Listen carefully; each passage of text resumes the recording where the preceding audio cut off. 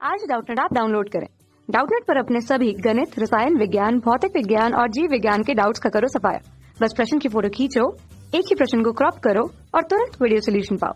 अभी डाउनलोड करें। नमस्कार दोस्तों, हमारा प्रश्न है कि दोस्तों यहाँ पर हमें प्रश्न में पूछा गया कि विभिन्न तापों पर N2O5 के अपघटन के लिए वेग स्थिरांक नीचे दिए गए हैं। ठीक है, यहाँ पर हमें वैल्यू दी गई है और हमें बोला गया है कि यहाँ पर नेचुरल लॉग के तथा 1/t के मध्य ग्राफ खींचिए और ए और ई की गणना कीजिए।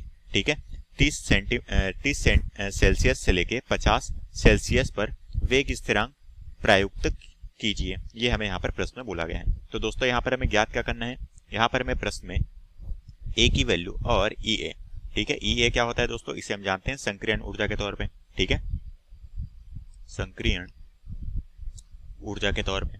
ठीक है, और साथ में हमें यहाँ पर ए की वैल्यू हमें यहाँ पर बतानी है।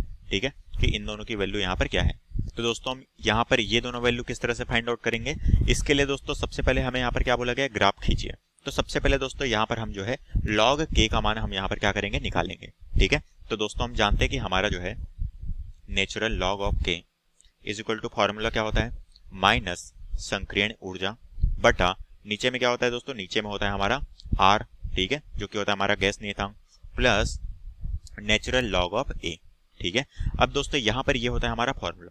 अब हमें ये सारी वैल्यू दी गई है, तो एक एक करके हम इन सभी वैल्यू को यहाँ पर एक चार्ट के तौर पे यहाँ पर व्यवस्थित करते हैं और देखते हैं कि यहाँ पर सभी में हमारी जो वैल्यू है वो क्या आ रही है। ठीक है, यहाँ पर हमारा 1/t। अब दोस्तों ये जो हमारा फार्मूला है, ठीक है, इसमें दोस्तों ये हमारा ई ए बटा आर क्या होता है, ये एक तरह से हमारा स्लोप है। ठीक है, ये जो हमारा जो स्लोप बनता है हमारे जो भी ग्राफ है, ठीक है, इस ग्राफ में ये जो हमारा स्लोप होगा वो इस स्लोप को यहाँ पर दिखाता है। ठीक है, तो हम कह सकते हैं कि जो हमारा स्लोप का फॉर्मूला होगा वो क्या होता है, माइनस ई ए बटा आर। ठीक है, और ये जो हमारा नेचुरल लॉग ऑफ ए, ये क्या होता है दोस्तों, वो होता है हमारा इंटरसेक्शन पॉइंट। ठीक है, जैसे कि ये ग्राफ यहाँ पर इंटरसेक्ट किया, ये यहाँ पर इंटरसेक्ट किया, तो ये क्या होता है, ये हमारा इंटरसेक्शन पॉइंट होता है।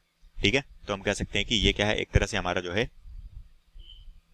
इंटरसेप्ट पॉइंट को दिखाएगा। ठीक है, नेचुरल लॉग ऑफ ए। अब यहाँ पर मैं एक चार्ट बना लेता हूँ, ठीक है, जिसमें हमें ये प्रश्न में जो दी गई वैल्यू है इन सभी वैल्यू को हम यहाँ पर देखेंगे। ठीक है, तो दोस्तों ये हमारा किसके लिए, ये हमारा T डिग्री सेल्सियस पर है। ठीक है, कितना ताप है, यहाँ पर हम ले लेते हैं 0 डिग्री सेल्सियस। ठीक है, 20, 30, ठीक है, ये हो गया हमारा 40, 50, 60 और ये हो गया हमारा 80। ठीक है, अब एक एक करके हम इन सभी वैल्यू को देखते हैं। हमें दोस्तों प्रश्न में वैल्यू दी गई है T डिग्री सेल्सियस की 0, 20, 40, 60 और 80 पे।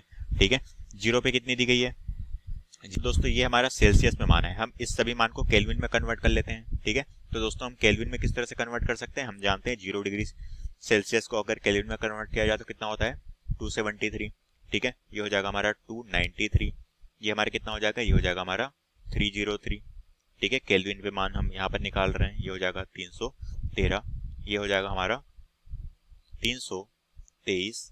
ठीक है, ये हो जाएगा हमारा 333, ये हो जाएगा हमारा 353।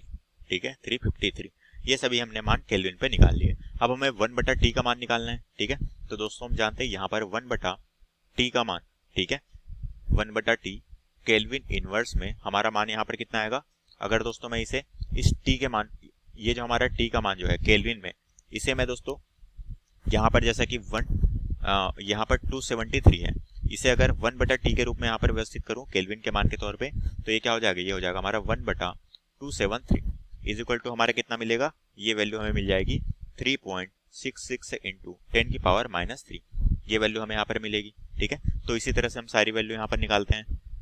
तो यहाँ पर हम इस वैल्यू को इस तरह से लिख लेते हैं 3.66 इंटू 10 की पावर -3। इसी तरह से इन सभी को भी निकालते हैं हम, तो यहाँ पर वैल्यू कितनी आ जाएगी, ये आ जाएगी 3.41 इंटू 10 की पावर -3, यहाँ पर वैल्यू आ जाएगी 3.19 इंटू 10 की पावर -3। ठीक है, इसी तरह से यहाँ पर आ जाएगा, माफ कीजिए दोस्तों, यहाँ पर हमारी वैल्यू आएगी 3.3। ठीक है, यहाँ पर हमारी वैल्यू क्या आएगी, 3.3 इंटू 10 की पावर -3, यहाँ पर आएगी हमारी वैल्यू 3.19 इंटू 10 की पावर -3। ठीक है, यहाँ पर हमारी वैल्यू कितनी आएगी, यहाँ पर आएगी हमारी वैल्यू 3.09 इंटू 10 की पावर -3, यहाँ पर हमारी वैल्यू आएगी 3.0 इंटू 10 की पावर -3, यहाँ पर हमारी वैल्यू आएगी 2.83 इंटू 10 की पावर -3। ठीक है। अब दोस्तों यहाँ पर हमें प्रश्न में कुछ वैल्यू भी दी गई है। कौन कौन सी वैल्यू दी गई है? यहाँ पर हमें 10 की पावर 5 इंटू के प्रति सेकंड इनवर्स की वैल्यू दी गई है। ये वैल्यू हमें प्रश्न में कितनी दी गई है? यहाँ पर हमें जीरो के लिए कितनी दी गई है? 0.0787। तो हम यहाँ पर रख लेते हैं जीरो के लिए हमें वैल्यू कितनी दी गई है? वो दी गई है 0.0787। ठीक है। 20 के लिए हमें वैल्यू दी गई है 1.70। ठीक है। 30 के लिए नहीं दी गई है। 40 के लिए हमें वैल्यू दी गई है जो कि है 25.7। ठीक है। 60 के लिए वैल्यू कितनी दी गई है? 60 के लिए हमें वैल्यू दी गई है 178। ठीक है, 178। और इसी तरह से 80 के लिए वैल्यू कितनी दी गई है? 2140। ठीक है, 2140। अब दोस्तों यहाँ से हम क्या कर सकते हैं? यहाँ से हम नेचुरल लॉग ऑफ के का मान हम यहाँ पर निकाल सकते हैं। ठीक है, कितनी आ जाएगी हमारी वैल्यू? यहाँ पर आ जाएगी, इसका निकालेंगे तो -7.147। ठीक है, इसी तरह से इसके लिए निकालेंगे तो हमें कितना प्राप्त होगा? -4.075।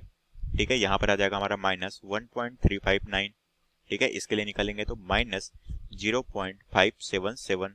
ठीक है, इसके लिए निकालेंगे तो 3.063। ये वैल्यू हमें यहाँ पर प्राप्त होगी।